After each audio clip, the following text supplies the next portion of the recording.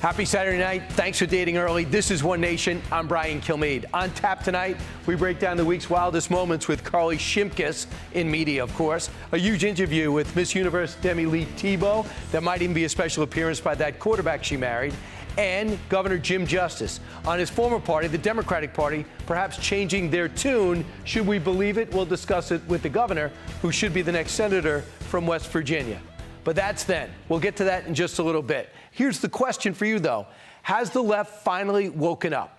With a huge week ahead, the Democratic National Convention is about to kick off, and polls showing both the Democrat and Republican nominee in a virtual dead heat in all the battleground states. The Democratic Party seems to be coming to their senses, if we're to believe what they say, almost echoing what Republicans have been saying for years. We need a stronger border. We need to tackle inflation. We need to essentially abandon the woke initiatives, the green initiatives.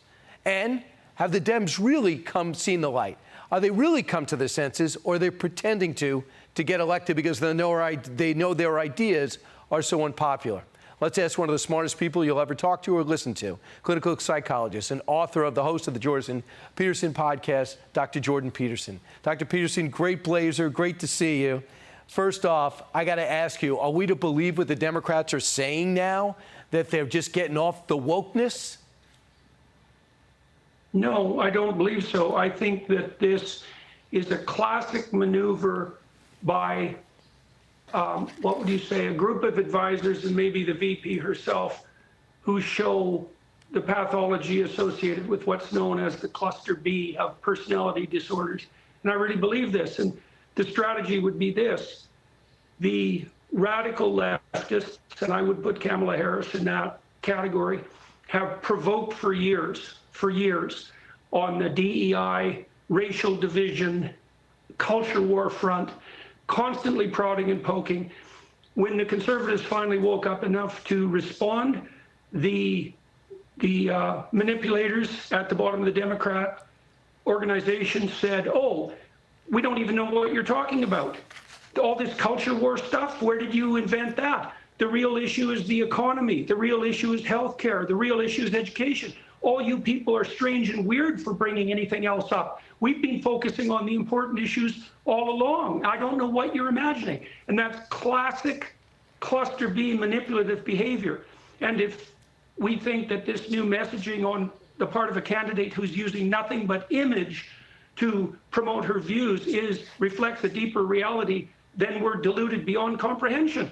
It's not like the Democrats have switched their colors suddenly, and it's not like all the people who push those DEI ideas and these equity issues have disappeared. So no, I don't trust it a bit. I think it's a complete bloody lie. It's a manipulative, image-based lie. What I think is really unseemly is they don't want to justify their change in behavior. They don't want to say, I've seen the light on fracking, I've seen the light on immigration, I've seen the light when it comes to a federal jobs guarantee, I see the light when it comes to enforcing the border. They're just going to do it. So it makes one wonder, did they see the ineffectiveness of their policies? Without explanation, it doesn't seem like the media is demanding that they explain themselves. Does that surprise you, Dr. Peterson?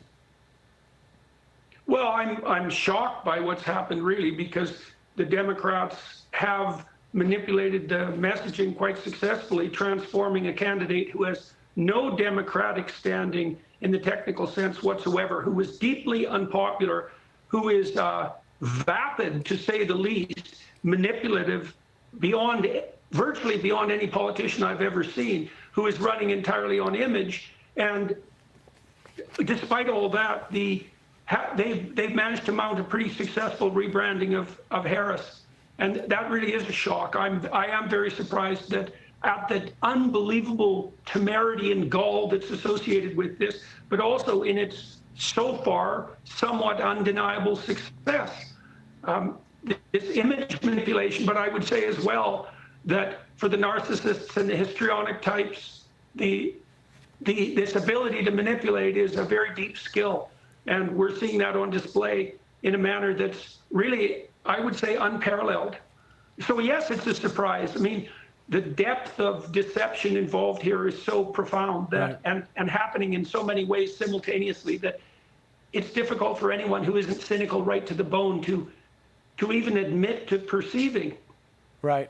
And no one's talking about other issues. It's like, well, I see, so Biden was too incompetent to run as a candidate, so we slotted someone else in who had no support whatsoever publicly, yet he's still president. And Right. that's all of a sudden okay. And without a teleprompter. I don't understand it at all. Either do, but I just have faith in the American public that they're going to demand answers before they elect somebody.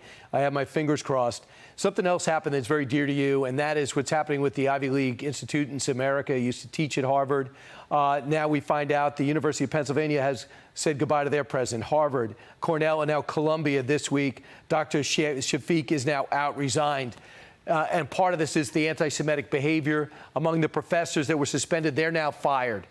Is the American higher educational institutions starting to wise up? Do you believe it's possible? Well, you know, when Musk took over Twitter, he had to remove about 80% of the people that worked there in order to straighten the organization out. And I think the demand for that on the higher education side is even higher. I mean, the fact that there's a few figureheads that have spectacularly imploded says very little about how pervasive the ideological corruption throughout the institutes of higher education actually we've seen that since October 7th. The fact that so many students and faculty have come out in full support for what's essentially a terrorist organization, Hamas, to the degree that the Ayatollah himself congratulated them, which was one of the most mind-boggling things I've ever seen. I don't think that the Ivy Leagues can be easily turned around. And that's partly why we launched our own initiative. We launched Peterson Academy 2 weeks ago. We have 20,000 students already. We've got the best professors in the world. I think that the only way the institutes of higher education can be transformed is with a direct challenge to their financial and reputational viability. And they're doing everything they can to destroy both of those, which is, as it turns out, quite helpful to us. So no, I don't have faith that those ships can be turned around in time, because there are no conservatives left in the institutions. There are hardly any classic liberals even. So how are you going to turn an institution like that around? Who are you going to have teach and administer if no one like that is left?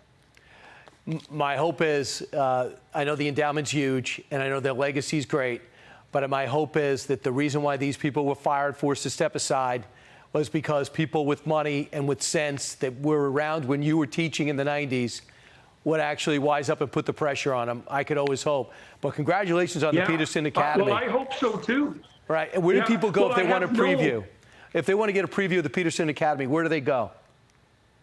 PetersonAcademy.com. We have trailers for all our upcoming courses listed there. They're very high quality and exciting, and they're very emblematic of what the course offerings will actually be. So they can go to PetersonAcademy.com. All right, Dr. Jordan Peterson, thanks so much, sir. Click here to subscribe to the Fox News YouTube page to catch our hottest interviews and most compelling analysis. You won't get it anywhere else.